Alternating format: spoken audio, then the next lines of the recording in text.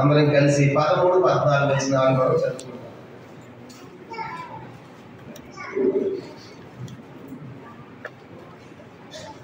అపోస్తలుడైన పౌలు గలతీయులకు రాసిన పత్రిక 3వ అధ్యాయము 13, 14 వచనం. లోపల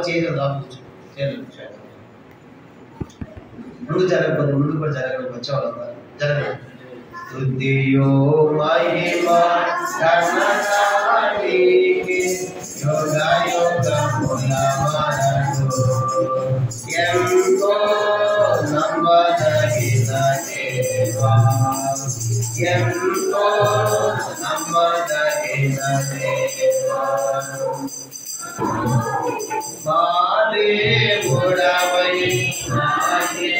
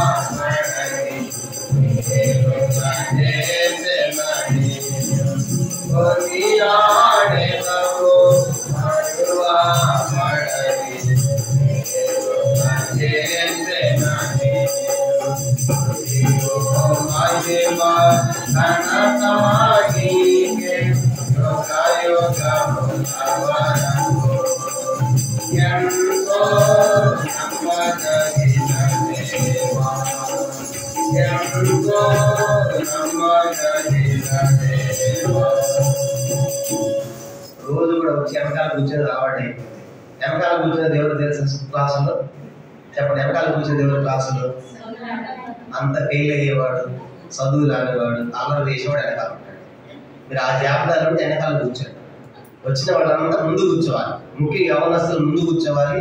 ప్రతి వారం చెప్తా ఉన్నాడు. చక్కని లైన్లో ఒకరు కూర్చున్న తర్వాత ఆ లైన్లో మరొక లైన్లో కూర్చోవాలి. కనుక అది పద్ధతి, క్రమం. అంటే అందరూ వెనకాల. కాబట్టి మీ అందరికి అల్లరి వాడని పేరు అనమాట. నేను కాదు, క్లాస్లో టీచర్ని అడగదు. కనుక చీట్లు వేసేవాడు, గిచ్చేవాడు, గిల్లేవాడు అంటే వెనకాల ఉంటాడు.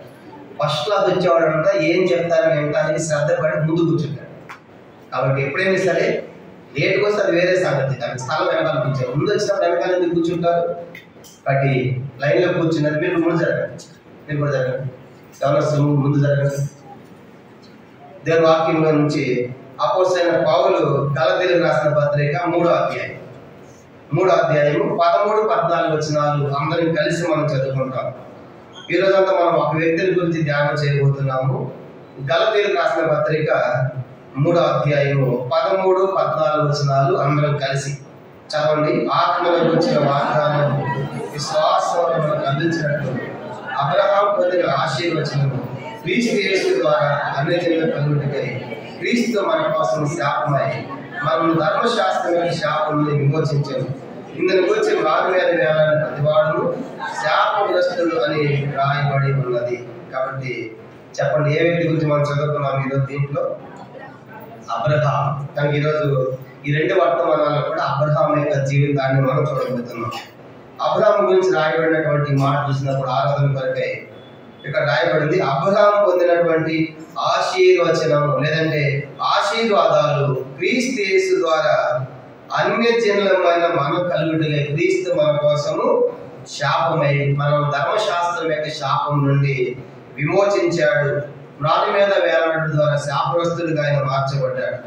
కాబట్టి ఉదయకాలం మనము ఆ శిలువ దృశ్యాన్ని చూసినప్పుడు యేసు ప్రభువారు శిలువ మీద ఎందుకు వేలాడుతున్నాడు అని ఆలోచించినప్పుడు ఇక్కడ రాయబడుతుంది. దేని వరకంట అబ్రహాము ఏ ఆశీర్వాదాలు అయితే పొందాడో అవన్నీ అన్యజనులమైన మనకి కూడా. కనుక యేసు ప్రభువారు శాపగ్రస్తుడిగా, శాపగ్రాహిగా శిలువ మీద వేలాడి శాపగ్రస్తమైన మరణాన్ని పొందాడు. కాబట్టి ఉదయకాలము అబ్రహాము యొక్క ఆశీర్వాదాలు ఏంటి అనేది దేవుని వాక్యం నుంచి ఒక 5 ప్రాముఖ్యమైన సంగతులు మనము చూద్దాం. కనుక అబ్రహాము అబ్రహాం పొందినటువంటి ఆశీర్వాదాలు ఎలాంటివి అనేది ఒక 5 సంగతులు మనం క్లుప్తంగా చూసి మన ప్రభువుని ఆరాధిస్తాం. ప్రార్థన. పరలోకమందున్న మా తండ్రి, పరిశుద్ధ దేవ, మీ స్తోత్రాలు. ఇంతవరకు పాటల ద్వారా మీ నామాన్ని కనపరుచుకున్నందుకే వందనములు. తిరిగి ప్రభా ఈ సమయంలో చదవబడినటువంటి వాక్య భాగము గలతీ పత్రిక 3వ అధ్యాయం 13, 14 వచ్చిన ఆత్మను గురించిన వాగ్దానము విశ్వాసం వల్ల మనకు లభించినట్లు అబ్రహాము పొందిన ఆశీర్వచనము క్రీస్తు యేసు ద్వారా అన్ని జనులమైన మనం కలుగుటకై క్రీస్తు మన కోసం శాపమై మన ధర్మశాస్త్రం యొక్క శాపం నుండి విమోచించను. ఇందులో గురించి రాయబడదేమనగా రాని మీద వేలాడిన ప్రతివాడును శాపగ్రస్తుడు అని రాయబడి ఉన్నది అనే వాక్యాలను మేము చదివాం. ధైర్యం మాత్రం శిలువ మీద మీరు వేలాడిన కారణము ఉద్దేశం అబ్రహాము పొందేటువంటి ఆశీర్వాదములు అన్ని జనులమైన మాకు ఇవ్వడానికి మీరు ఆ శాపగ్రస్త మరణాన్ని పొందారు. తద్వారా మాకు ఆశీర్వాదాలు మీరు ప్రసాదించినందుకు మేము స్తోత్రాలు. ధైర్యం మాత్రం ఆ శిలువ దృశ్యాన్ని చూసినప్పుడు మిమ్మల్ని ఆరాధించకుండా ఎలాగో మేము తండ్రి ఉండగలం ప్రభా. మా యొక్క శాపాన్ని ఆ శిలువ మీరు భరించారు.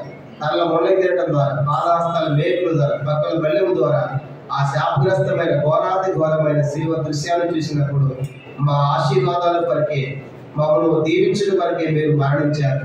మీ మరణం మాకు జీవమైంది. అందుకే మీ స్తోత్రాలు. కాబట్టి ఉదయకాలం అబ్రహాము ఆశీర్వాదాలు మేము చూడబోతుంటుండగా అవి మా జీవితాల్లో అబ్రహామే కాదు తండ్రి, అబ్రహాము ద్వారా మాకు కూడా యేసు ప్రభువులో ఇచ్చిన ఆశీర్వాదాలకే మీ స్తోత్రాలు చెల్లించుకుంటూ ఆయన దాసులు నన్ను కూడా మీ శిలువ సాటను మరుగుపరిచి నీ ప్రజలమైన మా అందరికీ కావాల్సిన వాక్కులు దయచేయమని యేసుక్రీస్తు నామమున ప్రార్థించి వేడుకొనుచున్నాము తండ్రి.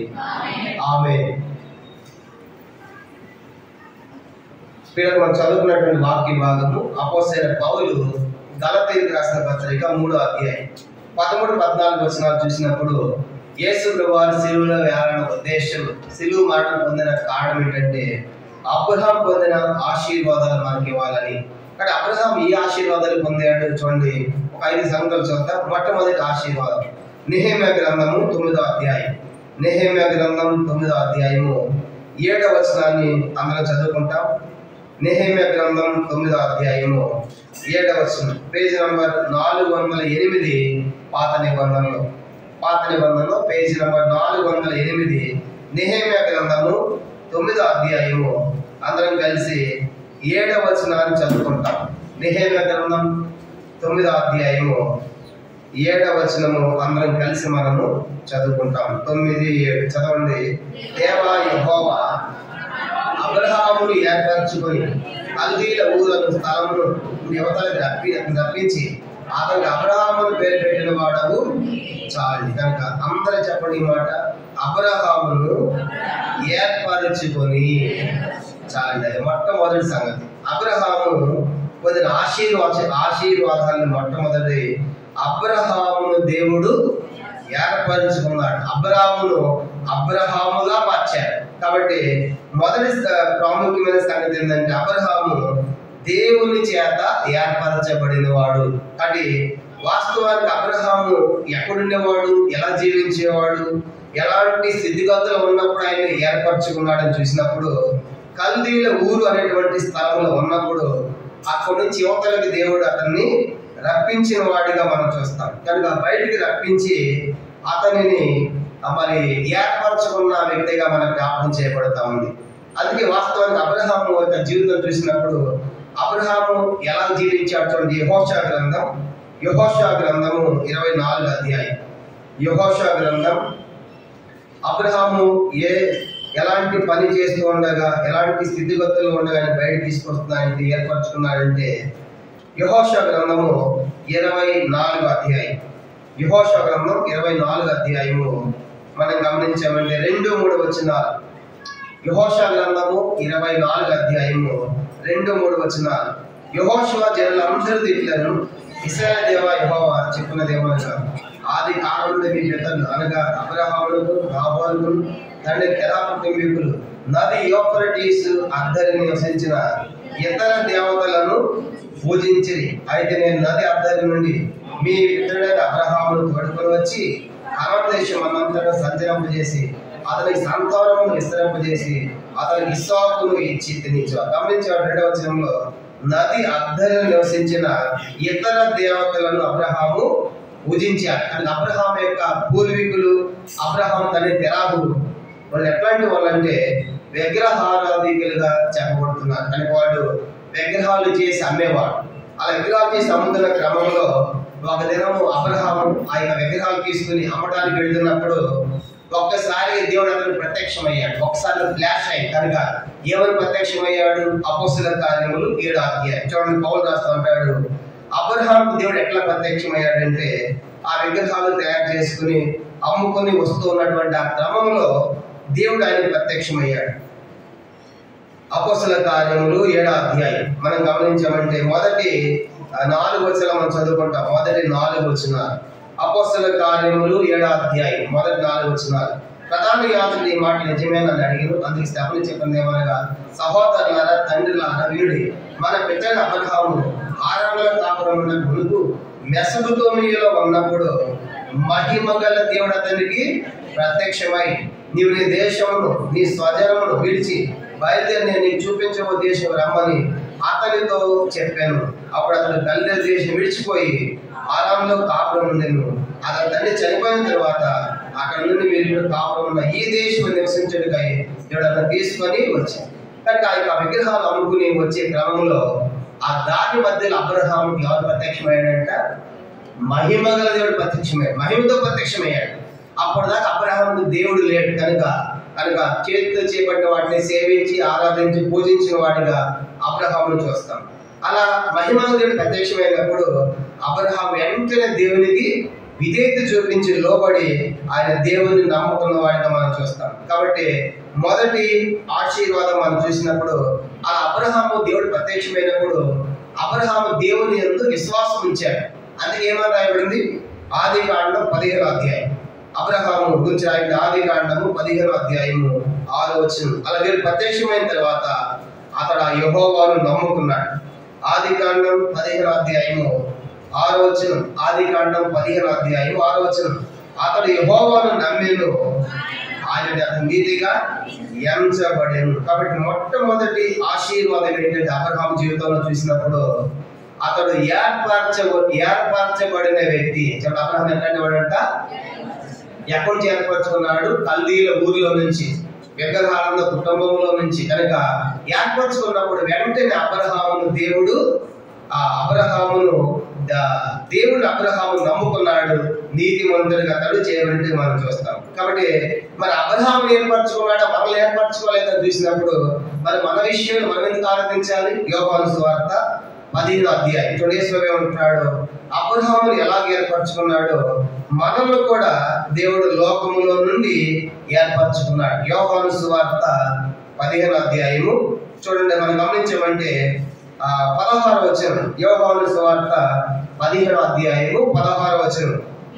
మీరు నన్ను ఏర్పరచుకోలేదు, మీరు నా పేర తండ్రి ఏమడుగుదో అది మీకు అనుగ్రహించిన మీరు వెళ్ళి ఫలించినట్లు మీ ఫలం నిలిచిందను నేను మిమ్మల్ని ఏర్పరచుకొని నియమించి 19 మీరు లోక సంబంధం ఎడల లోకము తన వారిని స్నేహించును, అది మీరు లోక సంబంధం కాదు, నేను మిమ్మల్ని లోకములో నుండి ఏర్పరచుకుంటున్నాను, అందుచేత లోకం మిమ్మల్ని ద్వేషించుచున్నది. ఇది మొదటి కారణం. కనుక మనం ఎందుకు ఆరాధించాలంటే దేవు అబ్రహాము ఎలా ఏర్పరచుకున్నావో, కల్దీల ఊరిలో నుంచి కనుక ఎలా బయట తీసుకొచ్చావో నన్ను కూడా లోకములో నుండి నీవు ఏర్పరచుకున్నావు. ఈరోజు మనం అంతా ఎవరు అంటే ఏర్పరచబడిన వంశం. పేతురు రాసినటువంటి మొదటి పేతురు పత్రిక 2వ అధ్యాయం చూడండి, మనమంతా ఏర్పరచబడినటువంటి వంశం. మొదటి పేతురు పత్రిక 2వ అధ్యాయము మనం గమనించామంటే 9వ వచనం. మొదటి పేతురు పత్రిక 2వ అధ్యాయము 9వ వచనం. అయితే మీరు చీకటిలో నుండి ఆశ్చర్యకరమైన తన వెలుగులోనికి మిమ్మల్ని పిలిచిన వారి బృహత్సేవలు ప్రసవం చేయ నిమిత్తము ఏర్పరచబడిన వంశమును, రాజులైన యాజుల సమూహమును, పరిశుద్ధ జనమును, దేవుని సొత్తైన. కాబట్టి ఏర్పరచబడిన వంశం ఈరోజు మనం. కాబట్టి ఈరోజు ఎవరు అంటే దేవుని చేత ఎన్నుకొనబడిన వారు, ఏర్పరచబడిన వారు. ఎట్లాంటి వారు ఏర్పరచుకున్నాడు? మొదటి కొరింథీ పత్రిక 1వ అధ్యాయం చూడండి. మనం కూడా అబ్రహాము విగ్రహారాధన కూడా ఏర్పరచుకున్నప్పుడు నిజంగా మనం ఎలాంటి స్థితిలో ఉన్నప్పుడు మనం ఏర్పరచుకున్నాడంటే మొదటి కొరింథీ పత్రిక మొదటి అధ్యాయం 27-29 కలిసి ఉన్నాయి, చదువుకుంటాం. మొదటి కొరింథీ పత్రిక మొదటి అధ్యాయంలో 27-29 వచ్చిన, ఏ శరీరం దేని దర్శకున్నట్లు నాలుగు సిగ్గుపరచక లోకంలో వెర్రివాడిని దేవుడు ఏర్పరచుకొని ఉన్నాడు. బలవంతులైన సిగ్గుపరచక లోకంలో బలహీనులైన వారిని దేవుడు ఏర్పరచుకొని ఉన్నాడు. ఎన్నికైన వారిని అర్థం చేయడం లోకంలో నీచైన వారిని, పునీకరించబడిన వారిని, ఎన్నికలైన వారిని దేవుడు ఏర్పరచుకొని ఉన్నాడు. నిజంగా మనం ఏ జాబితాలో ఉన్నామంటే, దేవుడు ఏర్పరచుకోక ముందు మనం వెర్రివారు కనుక వెర్రివారు, బలహీనము, నీచులము, తృణీకరించబడిన వారు, ఇలాంటి మనలను దేవుడు ఏర్పరచుకున్నాడు. ఎంత గొప్ప అద్భుతమైన విషయం. లోకంలో ఏర్పరచుకోవాలంటే లోకంలో ఎవరు ఏర్పరచుకున్నారు? అన్ని హై గ్రేడ్స్ కనుక హై డిగ్రీస్ ఉంటేనే వాళ్ళు క్వాలిఫై అవుతారు. కానీ దేవుడు మనల్ని ఎందుకు పనికిరాని మనలను ఈరోజు ఏర్పరచడం వంశముగా చేశారు. అందుకే ప్రభా, అబ్రహాం ఎలాగ ఏర్పరచుకున్నావు, నన్ను కూడా నీవు కానీ ఏర్పరచుకున్నందుకై, చీకట్లో నుండి విగ్రహాలు నన్ను బయట తీసుకొచ్చినందుకై మీకు స్తోత్రం అని చెప్పాలి. ఇది మొట్టమొదటి ప్రాముఖ్యమైనటువంటి, అది మొదటి ఆశీర్వాదం. అబ్రహాము ఏర్పరచబడిన వ్యక్తి. రెండవ చూద్దామా? రెండవది యెషయా గ్రంథం రెండోది మనం చదువుకుంటాం. యెషయా గ్రంథం 29వ అధ్యాయం. యెషయా గ్రంథం 29వ అధ్యాయము 22వ వచనాన్ని చదువుకుంటాం. యెషయా గ్రంథం 29వ అధ్యాయము 22వ వచనము. ఇది రెండవ ఆశీర్వాదం. యెషయా గ్రంథం 29:22 చదవండి. అందుచేత అబ్రహామును విమోచించిన యెహోవా యాకోబు కుటుంబములకు జిలాలను సెలవిస్తున్నాడు. ఇక మీద యాకోబు సిగ్గుపడడు, ఇక మీద అక్రమము తెల్లవాడు. అందరూ చెప్పిన మాట, అబ్రహామును విమోచించిన యెహోవా.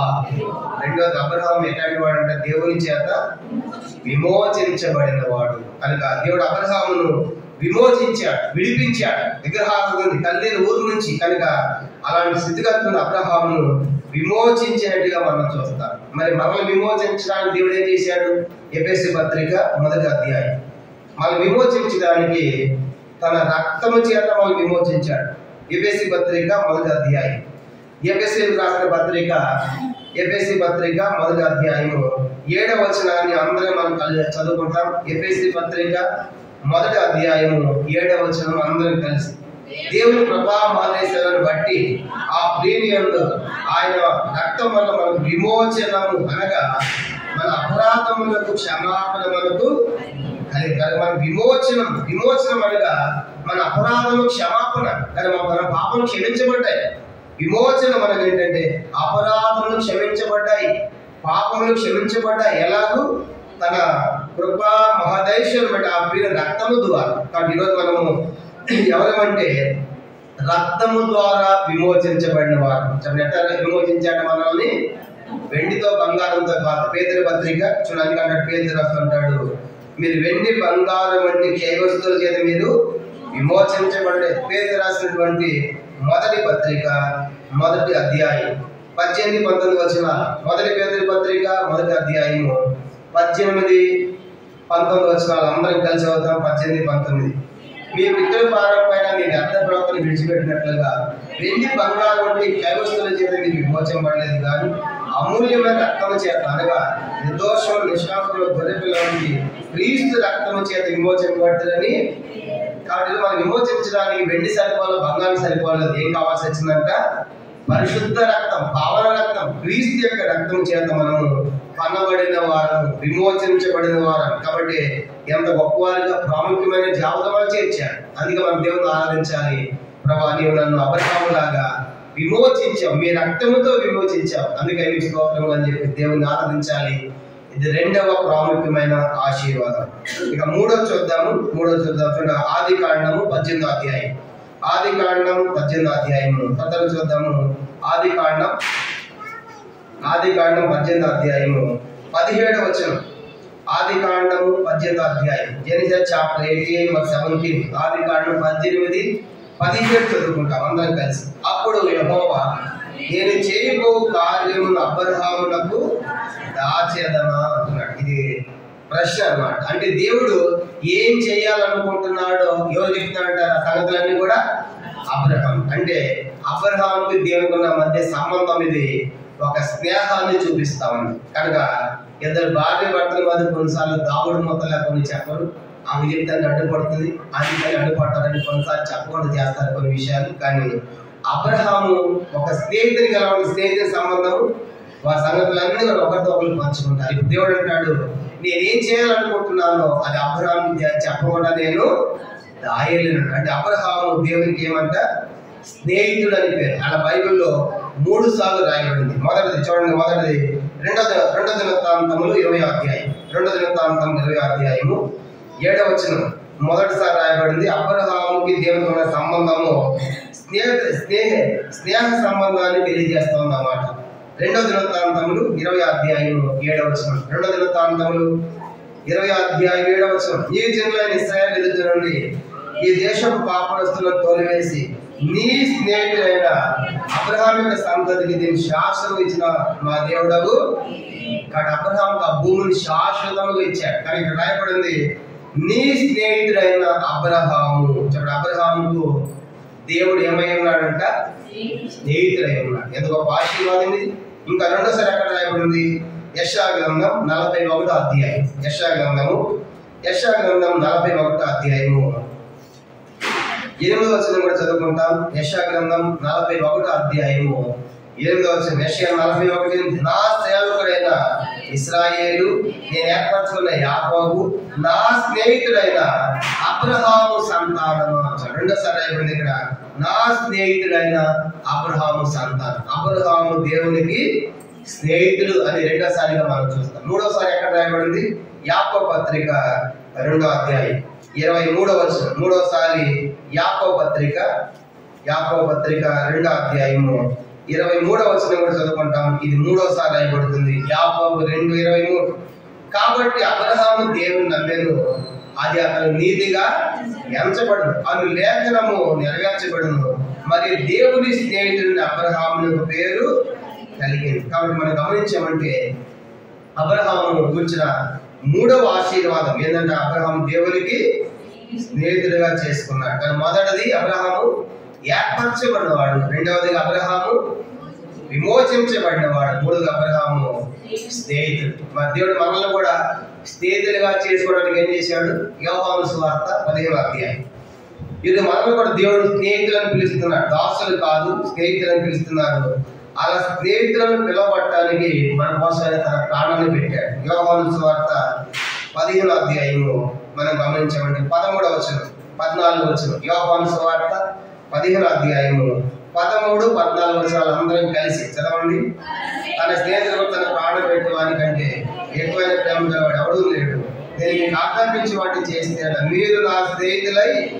కాబట్టి అబ్రహాం పొందినటువంటి ఆశీర్వాదాలు చూసినప్పుడు స్నేహితులు, మరి మనం దేవుడిని మనం స్నేహితులుగా చేసుకోవడానికి ప్రభువు చేసిన కార్యం ఏంటంటే మన కోసం తన ప్రాణాన్ని పెట్టాడు. రుజువు ఏంటంటే స్నేహానికి ప్రాణం పెట్టాడు. కనుక అందుకే తన ప్రాణం పెట్టువానికంటే ఎక్కువైన ప్రేమ గలవాడు ఎవడును.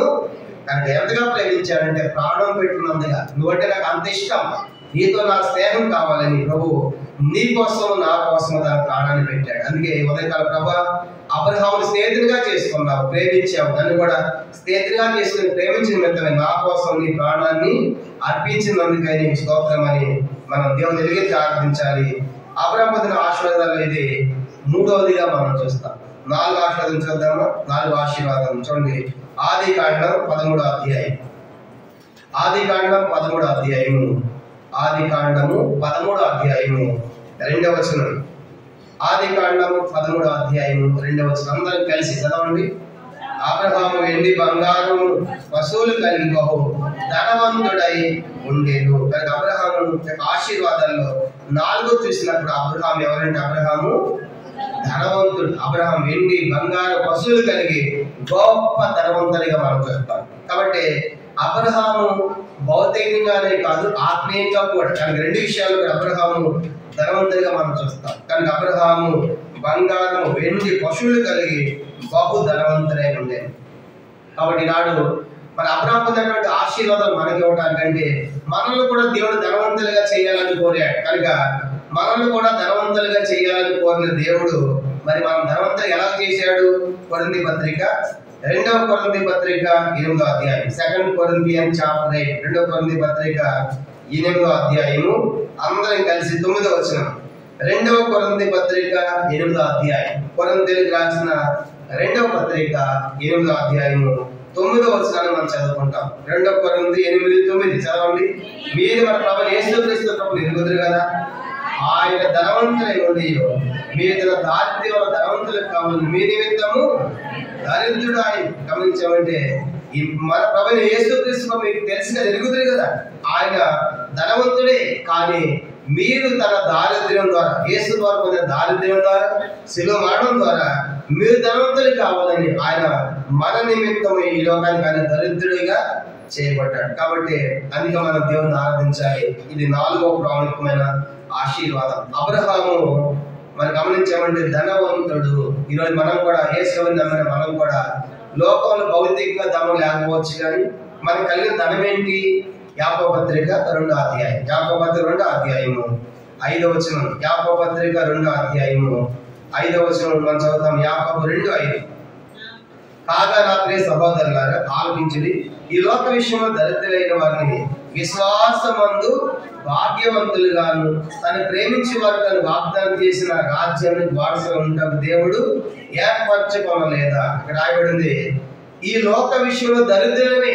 ఈ లోక బహుశా వెండి బంగారం వస్తువులు లేకుండా దరిద్రులే ఉండవచ్చు, కానీ విశ్వాస విషయంలో ఏంటంటే మనము భాగ్యవంతులు. ఇంగ్లీష్ లో రిచెస్ అన్నది అంటే ఐశ్వర్యము, ధనవంతులు. కనుక యేసుని నమ్మిన వారు విశ్వాసంలో ధనవంతులు. అందుకే చూడండి, మన బైబిల్లో రాయబడింది, లాజరు ఉన్నాడు, ధనవంతులు ఉన్నాడు.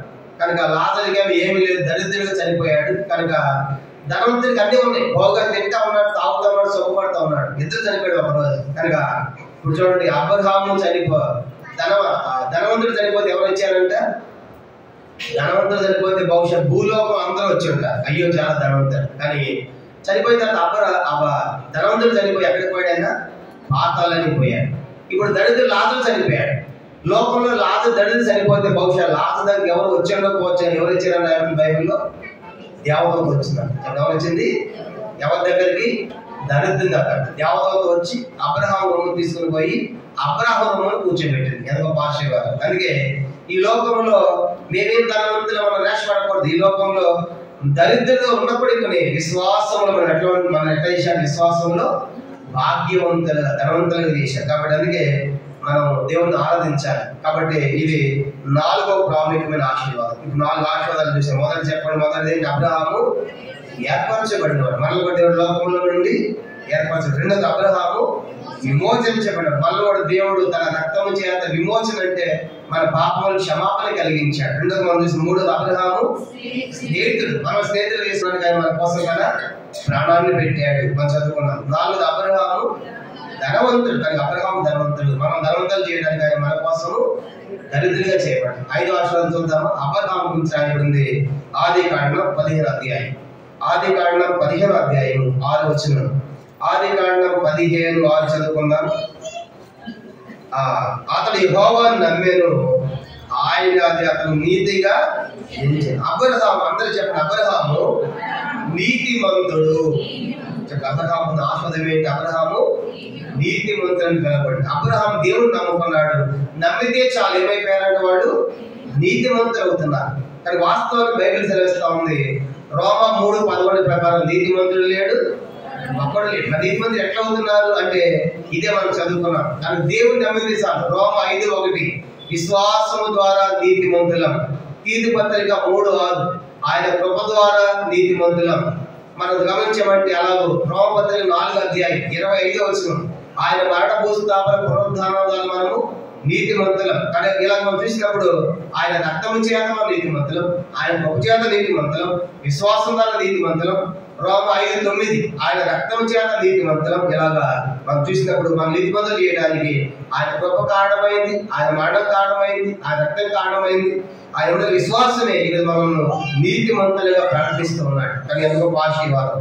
అబ్రహాము నీతిమంతులు చేయడమే కాదు, అబ్రహాము నీతిమంతులు చేసి అబ్రహాముకి చాలా వాగ్దానాలు ఇచ్చాడు. అబ్రహాంకి ఏమి ఇచ్చాడు? దేవుడు వాగ్దానాలు ఇచ్చాడు. అబ్రహామా, నేను ఈ సంతతిని ఆశీర్వదిస్తాను, నీ సంతతికి ఆ కనాను దేశాన్ని నిత్యము ఎల్లప్పుడూ స్వాస్థ్యం ఇస్తానని అబ్రహాంకు వాగ్దానం చేశాడు. ఇప్పుడు మనకు కూడా వాగ్దానాల్లో ఒకప్పుడు లేని వారం, ఈరోజు మనకు కూడా ఏం చేసే దేవుడు వాగ్దాన పౌరులుగా చేసి. చూడండి ఎఫెసీ పత్రిక 2వ అధ్యాయం, ఎఫెసీ పత్రిక 2వ అధ్యాయం. ఒకప్పుడు వాగ్దానాలు లేవు, ఈరోజు మనం కూడా వాగ్దానాలు పొందిన వారు.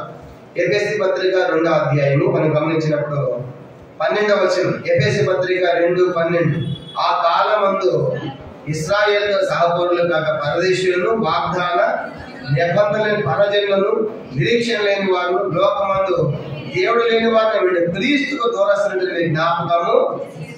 ఒకప్పుడు వాగ్దానాలు లేని వారు, ఈరోజు మనకి ఎన్ని వాగ్దానాలు ఇచ్చాడు. వ్యక్తిగత వాగ్దానం, కుటుంబ వాగ్దానం, సంఘ వాగ్దానం, సార్వత్రిక వాగ్దానాలన్నీ మనవి. కానీ చూసే కానీ అబ్రహాం ఇచ్చిన వాగ్దానాల్లో ఒక్కటి కూడా తప్పిపోలేదు. కానీ అబ్రహాం ఇచ్చిన వాగ్దానం, కానీ అబ్రహామా నేను నీకు ఏం చేస్తాను, నీకు సంతతిని ఇస్తాను. కనుక వృద్ధాప్యంలో ముందు వృద్ధాప్యంలో వాగ్దానం చేసి అబ్రహాంకి ఇచ్చిన వాగ్దానం బట్టి ఏమిచ్చాడు, అబ్రహాంకు ఇస్సాకుని ఇచ్చాడు. కానీ ఇస్సాకుని ఇచ్చి ఇస్సాకు ద్వారా కనుక వ్యాపకం చేసి ఇదే నీ సంతానం అని చెప్పాడు, నీకు ఆ భూమిని ఇస్తానని చెప్పాడు. కనుక అబ్రహామును నీతిమంతులు చేయడమే కాదు కానీ ఎన్నో వాగ్దానాలు ఇచ్చి అబ్రహామును దేవుడు ఆశీర్వదించాడు. ఈరోజు అబ్రహాం ఎవరంటే ఆశీర్వాదానికి, ప్రపంచం అంతటికి ఆశీర్వాదానికి కారణం ఎవరంటే అబ్రహాం.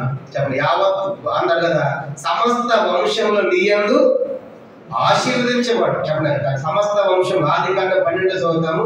సమస్త వంశములు నీ సంతాన మూలముగా ఆశీర్వాదం. సమస్త మూలములు అంటే లోపల అన్యులైనా, క్రైస్తవులైన, మహమ్మదీయులైన, క్రైస్తవులు అందరికీ ఆశీర్వాదం కారకుడు ఎవరు, అబ్రహామే. అదే చూడండి, కనుక ఇప్పుడు ఉన్న పంచాయతీ భూమి కూడా అదనమాట, ఇశ్రాయేల్ దేశం కాడ. అబ్రహాం చూడండి, ఇప్పుడు ఇష్మాయిల్కి తండ్రి ఎవరు, అబ్రహామే. ఇష్మాయిల్ ఎవరు, ఆగర్ యొక్క కుమారుడు. కనుక ఆగర్ యొక్క కుమారుడు ఇష్మాయిల్. కనుక వాళ్ళు ఈరోజు అరబ్ ప్రపంచం అంతా వాళ్ళే ప్రార్థన చేస్తారా దేవా. కనుక చూడండి అబ్రహాం ఏమంటాడు, ఆదికాండం ఒక మాట చదువుదాం, 18వ అధ్యాయం. ఆదికాండము 18వ అధ్యాయము, ఆదికాండం 18వ అధ్యాయము ఇష్మాయిల్ కోసం చేసే ప్రార్థన. ఆదికాండం 18వ అధ్యాయం 17, 18, 19 వచ్చిన ఆదికాండం 17వ అధ్యాయము 17 నుంచి 19 వచ్చారు చదువుకుంటాం. 17, 18, 19 అందరం కలిసి 20 కూడా చదువుతాం, 20 దాకా చదువుతాం. 17 నుంచి, అప్పుడు అబ్రహాము సాగిలపడింది, 100 ఏళ్ల వారి సంతానం కలిగిన 9 ఏళ్ల శారా కన్నా అని మనసులో పొంది అబ్రహాము ఇష్మాయేలుని సన్నిధి బ్రతుకు అనుగ్రహించమని ఆ దేవుడితో చెప్పగా, దేవుడు నీ భార్య అయిన శారా నిశ్చయంగా నీ కుమారు కన్నును నీవు అతని ఇస్సాకు పేరు పెడుతూ అతని తరువాత అతని సంతానం వరకు నిత్య నిబంధనగా నా నిబంధన అతనితో స్థిరపరిచింది. ఇష్మాయేలు నువ్వు చేసిన మనవి నేను వింటిని, ఇదిగో నేను అతను ఆస్వాదించి అతని సంతానవృద్ధి కలుగజేసి అత్యధికంగా అతన్ని స్థిరింపజేసేదను. అతని 12 మంది రాజులను కన్ను అతన్ని కూడా గొప్ప జనముగా. గమనించండి, 17వ వచనంలో దేవుడిని సంతానం ఇస్తానని చెప్పాడు. అప్పటికే ఎవరు పుట్టారు చెప్పండి, అప్పటికి ఎవరు పుట్టారు, ఇష్మాయిల్ పుట్టాడు. శారా తొందరపడి శారలో శాతం జొరబడి కనుక ఈ హాగర్ని తీసుకుపోయి అబ్రహాంకి ఇచ్చింది, భార్యను తీసుకొని. అప్పుడు అబ్రహాము హాగర్తో పోయినప్పుడు పుట్టిన వాడే ఇష్మాయిల్. ఇష్మాయిల్ పుట్టిన తర్వాత, ఇప్పుడు ఇష్మాయిల్ పుట్టిన తర్వాత వాగ్దానం చేస్తాడు, ఏమని నీకు ఎవరు పుడతాడు, శారా గర్భంలో ఒక సంతానం పుడతాడు అంటే ఇంకేం పుడతాడు అని అన్నప్పుడు దేవుడు ఏమంటున్నాడు చూడండి, అక్కడ అబ్రహాం చేసే ప్రార్థన ఏంటి చూడండి, 18వ వచనం. అబ్రహాము ఇష్మాయేలు నీ సన్నిధిని బ్రతుక అనుగ్రహించు, అయ్యా ఇష్మాయేలు దీవించు, అతను బతికించి అంటా ఉంటే దేవుడు ఏం చెప్పాడు, నువ్వు ఇష్మాయేలు కాదు, నువ్వు ఇష్మాయేలు గురించి ఎందుకు మాట్లాడుతున్నావు, నేను చెప్పేది ఇస్సాకు గురించి. కింద చూడండి 19వ వచనం. దేవుడు నీ భార్య అయిన శారా నిశ్చయముగా నీ కుమారుని నీవు అతనికి ఇస్సాకు అని పేరు పెడుతూ అతని తరువాత అతని సంతానం కొరకు నా నిబంధన అతనితో తెరపడి. ఎవరితో, ఎవరితో అంట, అబ్రహాం ఎవరి కోసం ప్రార్థన చేశాడు, కానీ దేవుడు ఏమని చెప్తున్నాడు, నువ్వు ఆ ప్రార్థన కాదే, మొట్టమొదటి నేను చెప్పేది ఏంటి, ఏ సంతానం నీకు రావాలి, శారాతో సంతానం, అది నీకు ప్రాముఖ్యమైనది. ఆ తర్వాత ఇప్పుడు తాత ఇష్మాయిల్ని ఆస్వాదిస్తాలి అన్నాడు. చెప్పండి, తర్వాత ఏమన్నాడు 20వ వచనంలో, ఇష్మాయిల్ గురించి నువ్వు చేసిన మనం నేను వెంటనే ఇదిగో నేను అతన్ని ఆస్వాదిస్తాను. అందరూ చూడాలి, అబ్రహాం ఏమో ఇష్మాయిల్ కోసం ప్రార్థన చేస్తాడు, దేవుడేమో ఇష్మాయిల్ గారు అబ్రహాము శారా కట్టుంది అది నీ సంతానం కనుక ఆ సంతానం ద్వారా భూలోకం అంతా ఆశీర్వదింపజేస్తాను కాబట్టి లేదా ఇస్సాకు ఇష్మాయిల్ బతికించంటే నీకు మొట్టమొదటి వస్తాడు వచ్చేటువంటి ఆ యొక్క ఇస్సాకే నేను ఏర్పరచుకున్నటువంటి సంతతి అని చెప్పాడు. అయితే ప్రార్థన చేస్తున్నావు కదా, ఇష్మాయిల్ కూడా ఆశీర్వదిస్తాలే అన్నాడు. కానీ ఇప్పుడు ఇస్సాకు ఆశీర్వదించబడ్డాడు, ఇష్మాయిల్ ఆశీర్వదించబడ్డాడు. వాస్తవానికి నిజమైన ఆశీర్వాదం, నిజమైన సంతానం ఎవరంట? గలతీ పత్రిక చూడండి. గలతీయులకు రాసిన పత్రిక ఆ మాట చదువుకుని మనం ప్రభువుని ఆరాధిద్దాము. గలతీయులకు రాసిన పత్రిక దేవుడు ఎంత స్పష్టంగా చెప్పాడు, ఇస్సాకు వలనైనదే నీ సంతానం, ఇస్సాకుతో వచ్చేదా సంతానం. గలతీ పత్రిక 3వ అధ్యాయము చూడండి 6వ వచనం. గలతీ పత్రిక 3వ అధ్యాయము మొట్టమొదటి 6 చదువుదాము.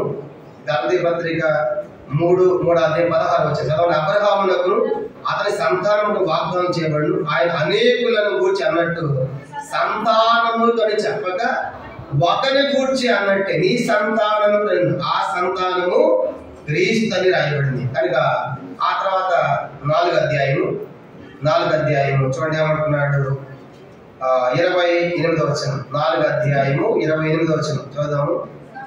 సహోదరులారా మనము ఇస్సాకు వలె వాగ్దానం పెట్టుకున్న కుమారులమై ఉన్నాము అని చెప్తా ఇంకో దగ్గర అంటాడు కదా, ఇస్సాకు వలనైనదే నీ సంతానం అన్నమాట రాయబడింది. ఇస్సాకు వలనైనదే నీ సంతానం అని ఎంతో స్పష్టంగా చెప్పాడు. అంటే ఇదే గలతీ పత్రికలో మనం చూస్తాం. ఆ రీతిగా దేవుడు అబ్రహాం ఏమో ఇష్మాయిల్ కోసం ప్రార్థన చేస్తా ఉంటే చెప్పండి, దేవుడు ఇస్సాకు గురించి మాట్లాడి ఇస్సాకు నేను గొప్ప జనము చేస్తాను, ఇస్సాకు వలనైనదే నీ సంతానం అంటాడు. కాబట్టి ఆ సంతానం ద్వారా దేవుడు యావత్ మనం ఆ ఇస్సాకు నుంచి యాకోబు వచ్చాడు, యాకోబుల నుంచి 12 గోత్రాలు, 12 గోత్రాలు యోధా గోత్రం నుంచి యేసుక్రీస్తు వచ్చాడు. అదే అబ్రహాం దేవుడు చెప్పినటువంటి సంతానం. చెప్పండి అబ్రహాం సంతానం ఏంటి చెప్పండి. అబ్రహాం సంతానం అంటే ఆయన అబ్రహాము ఇస్సాకు సంతానం, ఇస్సాకు ద్వారా యాకోబు ద్వారా 12 గోత్రాలు యోధా గోత్రం నుంచి దావీదు గోత్రం నుంచి యేసు వచ్చాడు. కాబట్టి ఇప్పుడు ప్రశ్న ఏంటంటే సమస్త వంశాలకు ఆశీర్వాదాలకు కారణం చెప్పండి అబ్రహాం. అందరూ చూడండి. ఇప్పుడు ఇష్మాయిల్ అంటే మహమ్మదీయులు కూడా తండ్రి ఎవరు? అబ్రహామే. వాళ్ళు కూడా మా తండ్రి అబ్రహామే అంటారు. ఇప్పుడు యూదులకు తండ్రి ఎవరు?